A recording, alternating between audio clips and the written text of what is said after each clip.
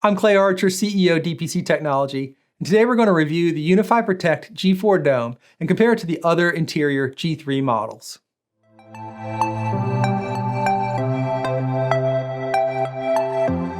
When we did a comparison of all the Unifi Protect cameras last month, I'll go ahead and leave a link in the description down below.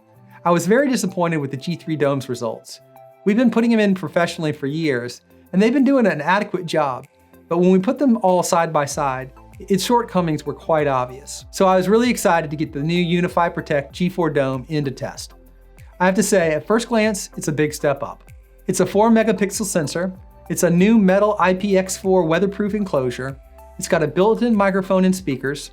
It's a much smaller camera, and it's a much more discreet looking enclosure. It comes in at $179 versus the $149 G3 Dome, the $199 G3 Micro, and the $79 G3 Flex. Okay, let's jump right in. So what we've got here on the top left, we've got the G3 Dome.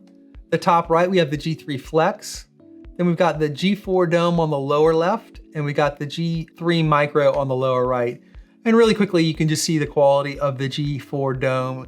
It is quite striking compared to the other ones. There's two features that I really think make it stand out. One is how wide it is. You can see from the left to the right here, I'm all the way into the boxes over here on the left-hand side, as I am with the Micro and the Flex, and then all the way over to this monitor on the right-hand side. So quite a bit wider than any of the cameras. And the other thing, if you've seen the other video that we did comparing all the cameras, is the G4 sensors just do a much better job on contrast. So if you look at the lights, in all of the G3 cameras, they're blown out, but in the G4, you can actually see the fixtures. And as we go in and dive in a little bit closer, we can see across the road to money pages, just a whole heck of a lot clearer. The image is a little flat. Again, I set all the cameras just to straight out of camera. There's no changes at all to the camera itself as far as like sharpening or contrast or brightness. This is just as it comes from the factory. But there's also a lot of room to adjust these. Because they come so flat, you really can brighten or darken these quite a bit more than you can the other cameras, just because there's so much contrast. The real comparison here is to click on the G3 Dome, and you can just see how much different it is. Just night and day difference on the image. We'll pixel peep here in a second, and we'll go into the cameras and set them up, but you can really see the difference here. The G3 Flex always does seem to shine, but as you pixel peep a little bit, you can see how superior the G4 Dome is. So let's go into the cameras themselves. Really quickly, the UNVR is on 1.3.35, and the G4 Dome is on 4.3.12. It is December 31st, 2020. Let's jump into the cameras, and I'll show you the first glitch I found in the system. And I think this is just a typo in the overlay here, but when you go to boost up the resolution from 720p, it says 1080p here, when of course this should say 4 megapixels. What I did to test this is go ahead and click a export of a picture. It is coming out as 2688 by 1512, which is right for the 4 megapixel sensor. So now that we're in here, I'll show you a couple things. One is a little Easter egg that I found that I think it's pretty amazing. So if you go into LDC, or lens distortion correction, and you'll notice that the lines are very straight, and obviously on a wide angle lens, you get this kind of barrel distortion where everything looks a little warped. And it uses lens distortion correction to kind of fix that. And by default, it's turned on. But to get that correction, I think it's doing a crop, and it is doing a crop. So if you turn it off, you actually get a wider angle here. So you can see a little bit further down this hall over here, and a little bit further in this monitor over here. And for me, I think that the extra reach is worth the distortion in that part of the lens. So for me, I would just turn this off. It's on by default. And I'll show you, if we go out of here and we go back into all the cameras combined, you can see really quickly that it is quite a difference there. Again, these two were kind of, the G3 Flex was kind of exactly in the same area. And you can see, I can see all this extra information over here, and a little bit further over here on the right-hand side beyond that monitor. It's pretty impressive difference, and I think I would leave that on all the time. Also, if you go into the camera itself. And I don't typically do a lot of this in these demos because I do like the cameras out of the box and don't do much correction to them, simply because everybody's eyes are going to be a little bit different. But I will tell you that it is quite easy here to make this image even better to your liking. So I might turn it down to get it a little more rich and saturated like the G3 was. You know, I'm not going to go into it because everybody's going to want to do that a little bit differently, but I will tell you, just by default, the camera has a lot of room for pushing it. It's got HDR turn on by default, just like the other cameras. Nothing really fancy or crazy in here. I think you're going to be happy with it right out of the box. I'm going to go ahead and click reset there. But really quickly, I'll show you just how much more powerful this camera is than the G3. I'm going to zoom in on the eye chart, and you know, obviously this is a wide angle lens. I'm not expecting it to be a world beater here in the eye chart. You can go back to the previous comparison video and see how much sharper the pros were because you could zoom in more. But this is actually a really good image. I can see the 20/20 line. I probably can read that without much issue. But let's compare it to the G3 Dome. It's just a night and day difference. One thing that I think is really helping it is the dome is better built on this. I know I got a lot of questions about the dome and the reflection of the IR emitters in the dome, or just reflections in general in the dome. And you can see the G3 Dome does look a little hazy from the dome, but I think because there's just tighter tolerances on the new G4 Dome, it's sharper. But just in general, it's a better sensor. I mean, this is just not that good of an image. Now, we've been putting them in for years, and they do a decent job of, you know, letting you know if somebody's in the room or something's happening, but I don't think it's very comparable at all. And for just the marginal little bit more expense that the G4 Dome is, I think it really is quite impressive how well it performs. But at the end of the day, I think the differentiator for the G4 Dome is really going to be smart detection. You know, since we've been testing these G4 cameras, I really have become really dependent on smart detection. The ability to go through a bunch of data and find when somebody walked in or out. 95% of the time that I'm using the cameras, I'm just looking for an event, really quickly be able to just go to that time of the day or whatever, or a particular camera, and be able to say, you know what, that's when this happened, and be able to look at the footage really quickly. I do think that it's also where the development of most of the new features of the Unifi Protect in the future are going to be around detections. So the G4 line gives you the advantage of doing that, and the G3, you can obviously do that. So that, I believe, is the biggest differentiating feature of this camera. One other feature I wanted to mention here, and I thought that the speaker in the camera was only going to be for status sounds. So, you know, like if when it reboots or whatever, it'll give you an audible, you know, chime letting you know that it was on. Quite to my surprise, I fired up the Android app and tested it out, and I noticed there was a microphone button. So really quickly, I'm gonna see if Michael can hear me here. I'm firing this up on my cell phone. Hey, Michael, can you hear me? Yeah, I can hear you. So you can see pretty clearly. You can have a two-way conversation. No real issue on it. I will tell you that the microphone is not super loud, but it does work. And if you are in a quiet area, I think this is a pretty practical use of the system. Thanks, Michael. It's not a perfect system, but if you have a quiet area and you want to alert somebody that you see them, or you wanted to talk to somebody, you can use it as a two-way communicator.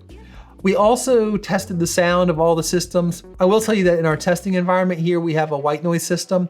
So the audio tests aren't perfect. It's not the perfect environment for it, but I will say that we tested the microphone strength of all the cameras. They're all comparable. I don't think you'd have any problems or issues with the microphones in any of the systems. Okay, so now it is really dark. Everybody's gone, and I want to show you something that I think is probably the first kind of downer I've seen on the G4 Dome. I think the IR emitter in this particular unit is pretty weak. So all the IR is off from everything, all the other cameras here. It's just by itself. And I'll quickly go through each one and compare them. But you can see the foreground is really dimly lit. There is some more going to the ceiling. I feel like there's just fewer IR emitters on the camera itself. But this is, of all the cameras, this seems like the least strong intensity of the IR emitter. There is no ability over here to change the intensity of the emitter that I see. There is the ability to do that like on the G4 Pro. So real quickly, I'll go through the other three cameras real quick and show you what they look like with their IR emitters on only. Okay, here's the G3 Micro. Obviously a lot more light. There is some banding in this image. I don't know if you can see it on the recording, but there is some sort of like, it's almost like a LED frequency issue that there is like a little tiny fine banding in this. But other than that, this image is really good, really bright. And I think it is obviously a lot brighter than the G4 Dome was. Okay, here's everybody's favorite G4 Flex. Again, really strong image, almost too much IR, really putting out a lot of light there. Looks great, $79. This continues to impress me. And with that, we'll go ahead and end this here with the G3 Dome. Obviously, it is underperforming here. I think it's emitting quite a bit of light, but the dome itself, there's not that tolerance. The dome is a little further away from the emitters and they get that reflection back into the lens of the camera. So obviously of the 4 cameras, the G3 Dome is gonna perform the worst. I do think it's a little bit of a letdown that the G4 doesn't have a stronger emitter. I don't think it's a deal breaker, but I do think it could be stronger. Maybe they'll be able to turn them up later with a software update, but at this point, I do think it is the weakest of the IR emitters out there. Okay, so here we are outside with the G4 Dome. In the top left corner, we have the G4 Pro. Top right corner is an old G3 bullet. The bottom right corner is a G4 bullet. And then the bottom left corner is the G4 Dome. Unfortunately, or maybe fortunately, I don't know, there's a little bit of an overcast today, so it probably is a little bit easier for the G4 Dome than going right into the harsh sun like we have been lately. But you can see the sun is coming in through those clouds a bit, and it's a really nice image. I think that there's going to definitely be a place for putting some of these outside. I did get some questions about the mounting against the wall in the exterior. The way that it would work is if the camera's facing down, which you assume it would be facing down, the cord and the grommet for the cord come out of what would then be the top of the unit. You might be concerned that water would go down that cord and go inside the grommet and ultimately inside of the equipment at some point. That may be an issue. You can rotate the unit by 45 degrees, so maybe you could get it a little bit off of axis there. But I think ultimately, if I was putting it outside, I would want to mount it underneath an awning. But that's just me. The actual piece of equipment is really built well. It's metal, the grommet is a good tight fit in there. I think the weatherproofing of the camera is great, but also, just because it's a dome camera, you want to probably clean the lens every once in a while too. I think underneath an awning might be a better place for it to be. Again, I think this is a really nice image. I think we might be getting a little tiny bit of lens flare down the middle, but nothing I would complain about. Really good 4 megapixel image there. I'll compare that to the G4 Pro, which may not be a fair comparison because this is a really just super nice camera. The more I look at this image, the more I'm blown away with it. But you can see field of view, the G4 Dome may be wider than the G4 Pro by just a little bit. Again, you can see that I've got a lens flare here and I don't have a lens flare here. I think I have a little bit more of the sun in the sky. Hard to get the test rig into the same exact angle that I have the G4 Pro mounted. But you can also see that the quality of these G4 units versus the G3 unit is just quite high. The detail in this just really breaks down. I don't know if that translates as well on YouTube, but the sharpness of the G4 Pro is really, really high. And then the G4 Dome, I think is pretty close. If you look like down in the palmetto bushes here, it's just got a lot of detail. And if you look at the side of the truck here, I'm gonna go into the camera itself again here, and we'll zoom in on something. Again, because it's wide, like I said before, I really probably wouldn't be pixel peeping on this, because it's so wide. Zooming in on things isn't gonna be incredible, but I can read the dpctechnology.com on the side of that pretty easily. Am I gonna be zooming in across the street for license plates? Probably not, because it's just a big wide lens. But I think it's performing above what you would think just a regular dome would be doing. I typically think of these domes as interior cameras, and I think that this looks really nice. It's really wide and is comparing pretty favorably to the G4 Pro. One other thing, I'm just gonna say it again, this 1080p in full HD drives me crazy, but if I export this, it is gonna be in the correct resolution for a 4 megapixel, a little slightly over 4 megapixel camera. That's probably it for the day. If there's anything else you want me to compare there, just let me know in the comments. But I think for the daytime, I certainly would be fine with this outside. I think it's a really nice camera. I think the width of it is really nice. Turning off the distortion correction makes it even wider, and I would be quite happy with this. I probably only drawback that I see of it during the day outside is that the mounting point for the Cat 6 cable coming into the camera itself is probably not in the best position for wall mounting. And probably, just keeping a dome clean outside might be a little bit more of a challenge than a regular camera. But I'm gonna wait for it to turn a little bit darker, and then we'll come back and we'll look at the IR and the nighttime features of the G4 dome. All right, so I went ahead and put the cameras outside, and unfortunately we have a development. The dreaded dome reflection has reared its ugly head. So you can see down in the lower left-hand corner, we have the reflection of the IR sensor in here, and it's pretty horrible. I obviously could probably go out there and clean it and adjust it and get it to work like it was inside. But just letting you know that outside, it has done it. I felt like the tolerances are a little closer on the dome, and maybe that helped it inside, but obviously it's really struggling out there. And I don't think it's just the fingerprint. I think it's the dome itself. It is adjusted a little bit in a different direction too, so maybe what direction you're using it in may affect it. It's not really my use case, but I will show you that if you did want to put it outside, what I probably would do is use an off-camera emitter, because if you just turn off the IR emitter, the image really clears up and it's quite nice. Now obviously I've got the G4 Pro over here to the left that's emitting quite a bit of light. And there's a G4 Bullet over here that's casting this bit over here.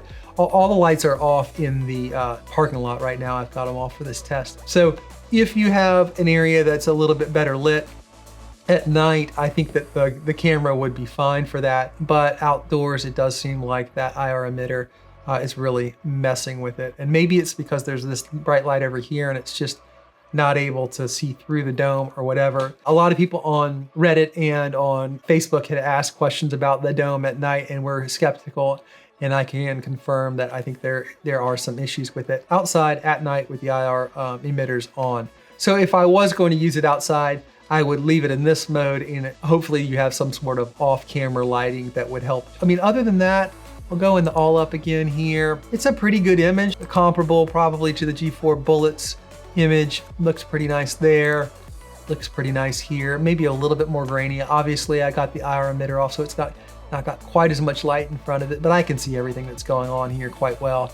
I would think that the sensor itself is not where it's falling down. It's just the IR emitter, and maybe the ability to control the IR emitter a little bit, like you can on the G4 Pro with an intensity slider, might help minimize that. I don't know. It looks fine inside, but it certainly does not outside. And with that, I'm gonna wrap up the outdoor part of the video. We'll go back to the studio and we'll make our conclusions about the G4 dome. When Ubiquiti comes out with its next generation replacement products, I'm always a little annoyed that they make it a little more expensive than the previous generation. In tech, you expect either the price to go down or you expect to get new features at the same price. So when I saw there was a price increase on this product, I expected some major advancements and improvements from the unit. From the second you pick up the box though, you realize it's a much different product. It's smaller, more attractive, and built of metal instead of plastic. That being said, I think the new mounting system has some advantages, but also has some disadvantages. I'd like to get some out in the field, but it looks like the new straight plug orientation may make for some tighter tolerances on installations. And exterior wall mounting may have some issues with the wire being straight up, causing potential water intrusion. But I think those are really small issues that won't affect many people. Another small disappointment is the strength of the IR emitters. Again, it probably won't affect everybody, but it should be noted if you need a lot of illumination. Even with these small disadvantages, this is a really nice unit, and I recommend it over all the other G3 cameras. First off, smart detection is a real game changer.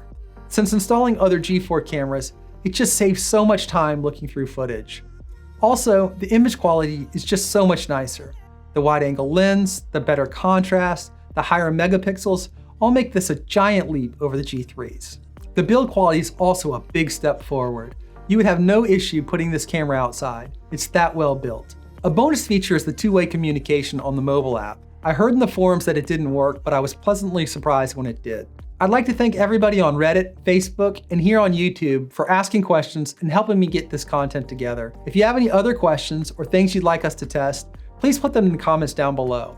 Also, I have a link to the gear we used in this video down below. If you grab it from there, it really helps us create content like this. Lastly, if you like these kind of videos, Please like and subscribe, and we'll see you in the next video.